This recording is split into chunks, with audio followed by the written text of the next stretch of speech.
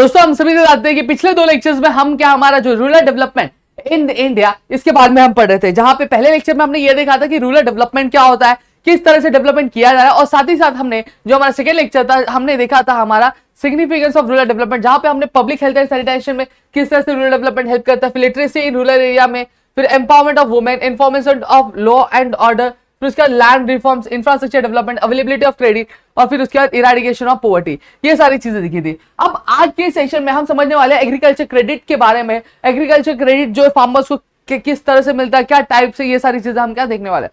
अभी सेशन में हम बस इतना देखेंगे कि एग्रीकल्चर क्रेडिट के टाइप्स क्या होते हैं। आगे आने वाले सेशन में हम ये देखेंगे कि किस तरह से, तो चलो देखते हैं। अब यहाँ पे अगर मैं बात करूं एग्रीकल्चर क्रेडिट इन इंडिया में, तो यहाँ पे हम ये देखा गया है कि एग्रीकल्चर पॉलिसीज में हमेशा जो एग्रीकल्चर पॉलिसीज है, जहां पे एग्रीकल्चर के लिए कुछ स्कीम्स लाई आ जाती है, तो उसके तहत ये हमेशा देखा गया है कि जो पॉलिसीज एग्रीकल्चर की उसे अप टू डेट किया जाता है, एडिक्वेट जो फाइनेंस है इस सेक्टर में क्या प्रोवाइड किया जाए, ऐसा हमेशा ध्यान रखा जाता है।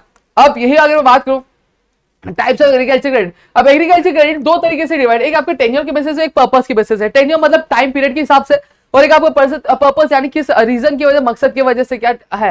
तो दो पार्ट में डिवाइड किया गया। अब टेन्योर क्या है, ये देखो, it is credit requirement based on the time period of the loans. अब ये क्या एक ऐसी क्रेडिट रिक्वायरमेंट है जो टाइम बेस पे लेती है, किसी को 2 साल के लिए चाहिए, 3 साल, 4 साल, 5 साल, कितने टाइम के लिए चाहिए उस पर डिपेंड करता है। और यही पर्पस में क्या आता है, agriculture credit on the basis of purpose for which the credit is used. अब यहां पे पर्पस का मतलब क्या होता है, जो लोन लिया जा रहा है, जो फाइनेंस लिया जाएगा, अब वो किस पर्पस के लिए यूज किया जाएगा उसके बेसिस पे, किस चीज के लिए यूज किया जाएगा उसके बेसिस से डिवाइड है। अब वही टेन्योर की बात करूं तो टेन्योर की 3 टाइप है और पर्पस के आपके 2 टाइप है दोस्तों। सबसे पहला टाइप अगर बात करूं शॉर्ट टर्म क्रेडिट।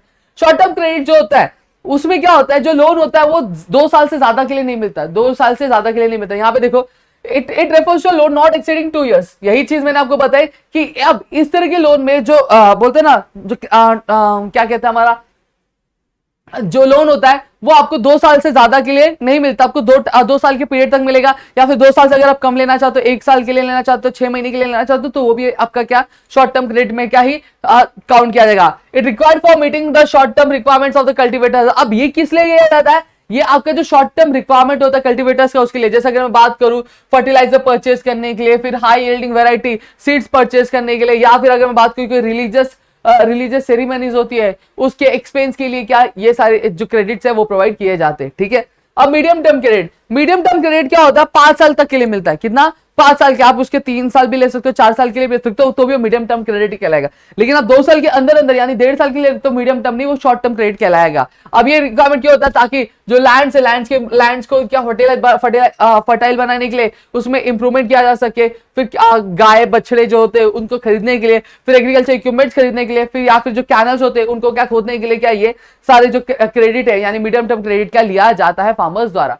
अब आता है आपका long term credit. Long term credit क्या है, ये लॉन्ग टर्म क्रेडिट मतलब क्या हो गया, जो 5 साल से ज्यादा के लिए लिया जाता है, 6 साल, 7 साल, 8 साल, 9 साल, 10 साल, 11 साल, इस चीज के लिए आता है, तो इसको हम लोग क्या बोलते हैं, इसको हम लोग लॉन्ग टर्म क्रेडिट क्या बोलते हैं। ठीक है। अब ये किस लिए लिया जाता है, ये जो परमानेंट इंप्रूवमेंट्स होते हैं लैंड में वो करने के लिए क्या लिया जाता है। अब पर्पस क्या होता है ऑलरेडी मैंने बताया। अब पर्पस के 2 टाइप, एक आपका प्रोडक्टिव, एक अनप्रोडक्टिव। प्रोडक्टिव लोन्स क्या होते हैं, जो आपके इकोनॉमिकली जस्टिफाई, जैसे ट्रैक्टर खरीदने के लिए, लैंड खरीदने के लिए, सीड्स खरीदने के लिए लिया जाता है, तो उसको हम लोग क्या बोलते हैं, प्रोडक्टिव लोन बोलते हैं। अनप्रोडक्टिव लोन किसको बोलते हैं, जहां पे जैसे अगर मैं बात करूं loan for the expenditure of marriage, जैसे फार्मर्स होते हैं, फार्मर्स की फैमिली होती है, फैमिली में कई सारे बोलते हैं ना तीज त्योहार भी होते हैं या फंक्शंस भी होते हैं, तो वो जैसे शादी एक फंक्शन है जो हर एक रिचुअल हमारे इंडियन कस्टम में क्या किया जाता है, हमारे इंडियन कस्टम में क्या करवाया जाता है, और जो एक कहीं ना कहीं कंपल्शन है कि हर घर में क्या शादी होती है। तो वही फार्मर्स का भी एक घर होता है, उनकी भी बेटी होती है या फिर बेटा होता है जिनकी शादी करनी होती है, तो उसके लिए जो लोन लिया जाता है वो अनप्रोडक्टिव में किया जाता है। या फिर कोई रिलीजियस सेरेमनीज के लिए लिया जाता है तो उसको क्या बोलते हैं हम लोग,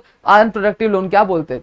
वापस बता रहा हूं, देखो यहाँ पे क्या है, एग्रीकल्चर क्रेडिट इन यहाँ 2 टाइप में डिवाइड है आपका टेन्योर और पर्पस में। एक आपका शॉर्ट टर्म क्रेडिट है, medium term credit, long term credit. Short term credit ऐसा लोन होता है जो आप ज्यादा 2 साल के लेते हो, उससे ज्यादा नहीं। मीडियम टर्म क्रेडिट क्या होता है, जो ज्यादा आप 5 साल के लिए, 5 साल से ज्यादा नहीं। लॉन्ग टर्म क्रेडिट क्या होता है, लॉन्ग टर्म क्रेडिट जो आप 5 साल से ज्यादा के लिए लेते हो उसे हम लोग लॉन्ग टर्म क्रेडिट क्या बोलते हैं। अब प्रोडक्टिव में क्या होता है, प्रोडक्टिव लोन जो होते हैं जो आप एग्रीकल्चर के प्रोडक्शन या फिर जो इकोनॉमिकली जस्टिफाइड चीजें होती है उसके लिए लेते हो, तो उसको हम क्या बोलते हैं, प्रोडक्टिव बोलते हैं। अनप्रोडक्टिव किसको बोलते हैं, अनप्रोडक्टिव क्रेडिट हम उसको बोलते हैं जो किसी तरह से क्या होती है, जो पर्सनल चीजों के लिए ली जाती है, पर्सनल कामों के लिए, जैसे शादी करने के लिए लिया जाता है या फिर कोई रिलीजियस सेरेमनी से उसके लिए लिया जाता है।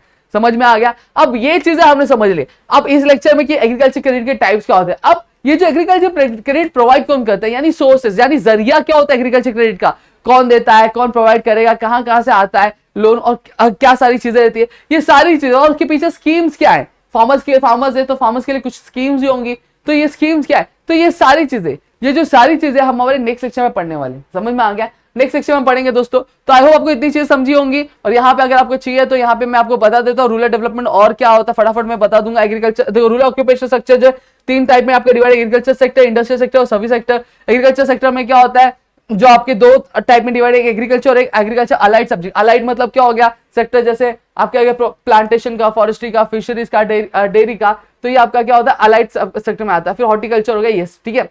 अब इंडस्ट्रियल सेक्टर जहां पे हम क्या करते हैं, प्राइमरी, जैसे हम एग्रीकल्चर से क्या रॉ मटेरियल लेते हैं और उसको क्या प्रोसेस करते हैं, प्रोसेस करने के बाद एक फाइनिश गुड प्रोड्यूस करते हैं, तो उसको हम लोग क्या बोलते हैं, इंडस्ट्रियल सेक्टर में बोलते हैं। अब सर्विस सेक्टर क्या होता है, सर्विस सेक्टर में हम क्या, जो सेकेंडरी सेक्टर और प्राइमरी सेक्टर को हम जो चीजें सर्विस प्रोवाइड करते हैं उसको हम लोग क्या बोलते हैं, आपको सर्विस सेक्टर में आता है। इसको हम लोग टर्शियरी बोलते हैं, इसको सेकेंडरी भी बोलते हैं, और इसको प्राइमरी सेक्टर भी क्या हम लोग बोलते हैं दोस्तों, समझ में आ गया। अब रूरल डेवलपमेंट की अगर बात करूं तो रूरल डेवलपमेंट मतलब होता क्या है, रूरल डेवलपमेंट मतलब दोस्तों जहां पे जो रूरल डेवलपमेंट इसलिए किया जाता है ताकि जो रूरल पुअर्स है उनके जो स्टैंडर्ड ऑफ लिविंग है वो क्या कहीं ना कहीं रेस किया जा सके। और साथ ही साथ आपका अगर मैं बात करूं तो हमारा जो पॉपुलेशन है 83.25 है, रूरल पॉपुलेशन जो 83.25 करोड़ का क्या रूरल पॉपुलेशन, यानी हमारे देश का 68.8% जो पॉपुलेशन है वो कहां पे रहता है, आपके गांव में रहता है।